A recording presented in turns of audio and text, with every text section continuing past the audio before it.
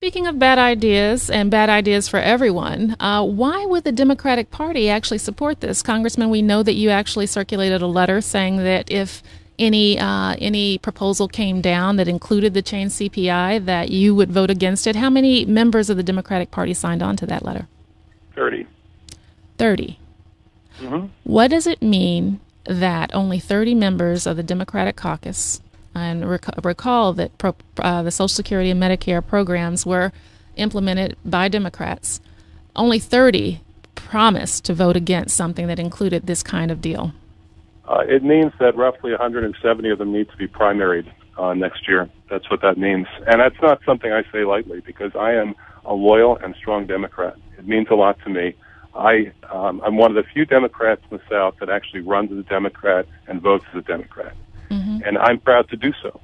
But the fact of the matter is we need a lot of people. There's just too many people, starting from the president on down, who think that any deal is better than no deal, even if it's a bad deal. Mm-hmm. And they run around with their pride and their power, saying, well, I'm going to decide these things for America, without giving any thought to what it actually means.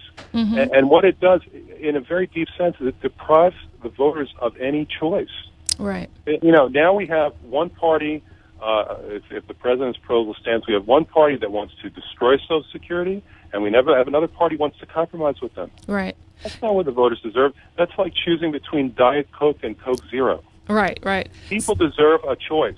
The people do deserve a choice. The party that created Social Security is the party that should preserve Social Security, not the party to help destroy it. So I think people are confused. Many people don't know that there's a split within the Democratic Party, that you have this group called the New Democrats, who kind of ascribe to a neoliberal agenda that's focused on really kowtowing to big business.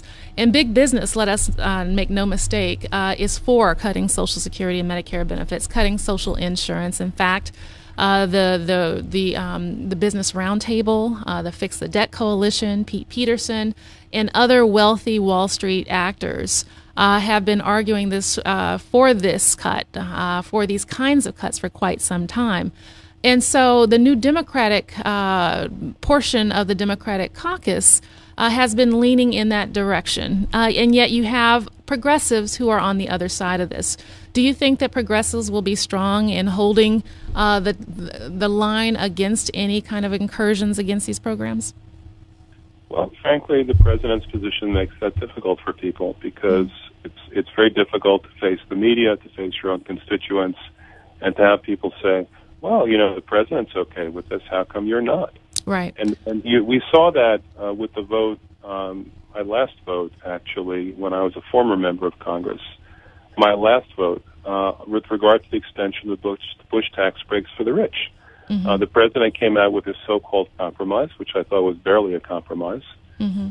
and extended the Bush tax breaks for the rich for 2 years, and cut out the legs from under those progressives who said, no, it's not doing any good. They're not creating any jobs. They're simply stuffing more money into the pockets of the rich, the millionaires, the billionaires, the multinational corporations. Right. And we if we're serious about doing something about deficit, we have to end this now.